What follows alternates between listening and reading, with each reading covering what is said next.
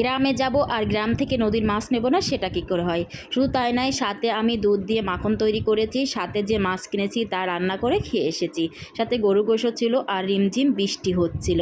Hello everyone, আসসালামু আলাইকুম। সবাই কেমন আছেন? আশা করি সবাই ভালো আছেন। আলহামদুলিল্লাহ, আমরাও ভালো আছি। আমরা বৃহস্পতিবার রাতে গ্রামে চলে গিয়েছি, আর রাত থেকে পরের দিন সকালে ঘুম থেকে উঠে দেখি গ্রামে মাছ বিক্রি করতে আসছে। আর গ্রামে গিয়েছি, নদীর মাছ নেব না, সেটা কী করে হয়। আর এই ছোট ছোট মাছ যারা খেতে পছন্দ করেন, অবশ্যই তারা কমেন্ট করে জানিয়ে যাবেন। আমার কিন্তু ছোট মাছগুলো খেতে খুবই পছন্দ, কারণ আমি পেঁয়াজ আলু দিয়ে একটু চচ্চড়ি করি, বা শুধু পেঁয়াজ দিয়ে চচ্চড়ি করলে এত স্বাদ লাগে যেটা আপনাদের বলে বোঝাতে, যারা খান একমাত্র তারাই বুঝতে পারবেন। এতে গ্রামে গেলে গ্রামের প্রাকৃতিক সৌন্দর্য দেখলে মুগ্ধ হয়ে যাওয়া লাগে।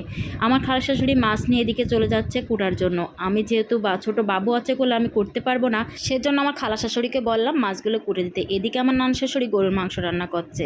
আজকে গরুর মাংস আর এই মাছ চচ্চড়ি করা হবে। এদিকে খালা শাশুড়ি মাছ করতেও বসে গিয়েছে। আর আমার নানা শ্বশুর এদিকে দেখি কবুতর খেতে দিয়েছে। কি সুন্দর দেখতে লাগছে, তাই না? মাশাআল্লাহ। গ্রামে গেলে এই কবুতরগুলো দেখা যায়, দেখতে অনেক সুন্দর লাগে। গ্রামের মানুষ কম বেশি সব কিছুই পোষে, কিন্তু শহরে সেটা কখনোই হয় না। আমি গ্রামের মেয়ে, আমার শহরে বিয়েছে, কিন্তু আমি গ্রামকে কখনোই ভুলতে পারি না। শহরে থেকে এখন আর শহর ভালো লাগে না, মনে হয় যে গ্রামটা আমার ভালো লাগে।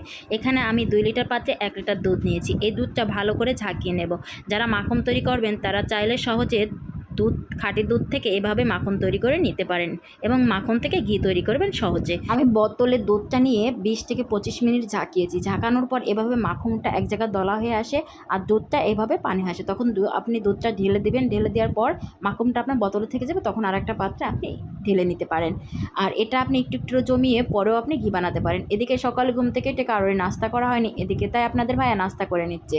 আর এই যে আমি এখন ঢেলে নিচ্ছি, কীভাবে দেখেন, মাখনটা উঠিয়ে নিলাম। ঢালার পরে উপরে মাখনটা ভেসে উঠেছে, তখন এটা আপনি হাত দিয়ে অনায়াসে উঠিয়ে নিয়ে এভাবে একটা পাত্রে রাখতে পারেন। আমি যেহেতু গ্রামে এসেছি, তাই ভেবেছি খাঁটি দুধ দিয়ে গ্রামের আমি সহজে মাখন তৈরি করে নিব। আর এই মাখনটা অল্প অল্প করে আমি এক জায়গায় জমা করিয়ে ঘি তৈরি করবো, সেটা অবশ্য আপনাদের সাথে একদিন শেয়ার করব।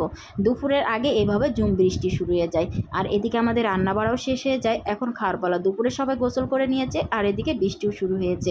এদিকে চুনো মাছ দিয়ে রান্না করেছে, পুঁই শাক আলু দিয়ে চচ্চড়ি, আর এটা খেতে খুবই মজা। সাথে গরুর মাংস ছিল। এদিকে সবাই খাওয়া দাওয়া করতে বসে গিয়েছে, আর একটু আমি আপনাদের ভিডিও করে শেয়ার করছি। কেমন হয়েছে অবশ্যই সবাই কমেন্ট করে জানিয়ে যাবেন। আর এদিকে যে প্রচুর বৃষ্টি আছে, এত বৃষ্টি হয়েছে যে এই জায়গায় পানি জমে গিয়েছে ঘরের ভিতর। আর নানি শ্বশুরের এই বাড়িটা এখনও কমপ্লিট করা হয়নি। মামা শ্বশুর যেহেতু বিদেশে আছে, তাই কিছুদিন পর ঘরটা কমপ্লিট করা হবে। আর বৃষ্টির ভিতরে এদিকে খাওয়া দাওয়া শেষ করে বাচ্চারাগুলো এখানে খেলাধুলা করছিল, আর আমার ছোট বেবিটা ঘুমিয়ে গিয়েছে। এরপর আমরা বিকালে বাসায় চলে এসেছি। আস্তে আস্তে রাত হয়ে গিয়েছে, আর এদিকে এসে আমার ছোটো বাবুরা খেলা করছে। ভিডিওটা আজ এ পর্যন্তই। সবাই ভালো থাকবেন, সুস্থ থাকবেন, আমাদের জন্য দোয়া করবেন। আল্লাহ হাফেজ।